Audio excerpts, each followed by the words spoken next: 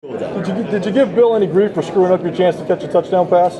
Nah, it was could have made the play. I think I babied it a little bit with the guy coming in. I tried to undercut him and then didn't keep my feet running. But it's all right. We'll see what happens down the road. How do you deal with that though, the wildcat, and kind of splitting out and having a couple plays there where you're not under center, or at least taking the snap out of the game? Yeah, I mean, you got to be focused even when you're out there. I think it's something that does help the team, though, and it's something that we need to continue to improve on.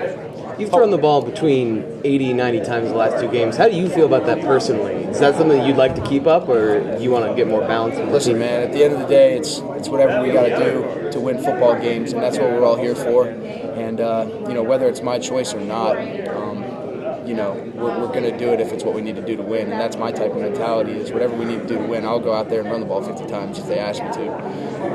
And I think we have a bunch of guys on the field that are like that whatever it takes to win, we're going to do it. And, if the pass game is something that we have to focus on, then that's something that we're going to focus on and continue to work at, while also trying to improve in the other areas. Jesse didn't even have a catch until the end of the third quarter, ends up with 2 big touchdowns.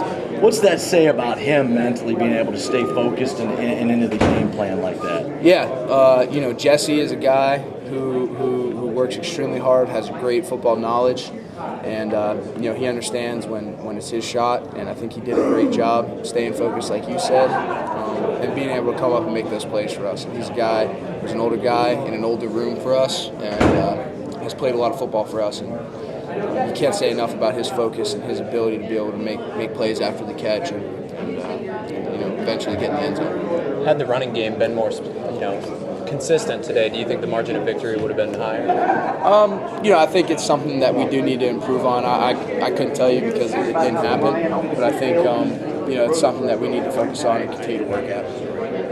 Christian, Coach, you mentioned you being the kind of quarterback and really good quarterbacks being the kind of guys that feel like they can make every throw. Yeah. I think maybe it's safe to say that the 4 interceptions you've thrown have been balls that maybe you want back. How do you balance out being that guy that people expect to make plays and maybe just making the throw that gets you to see another down?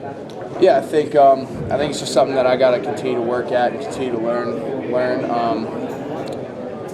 It's frustrating when you want to be able to make that play and be able to make that throw, and you've done it before, and maybe it didn't work out so well that one time, and it's just something you got to learn from and continue to build upon and work at in practice and in film, and understand situations as well when you can take that shot that's maybe a little iffy and when you can't, and throwing 2 interceptions in the red zone today, it's not good, and it's something that I'm going to continue to improve on. Do you feel like the pressure's on your shoulders more this year to make those kinds of plays than it was last year, or is it just a different situation? No, I think it's just I've always been like that.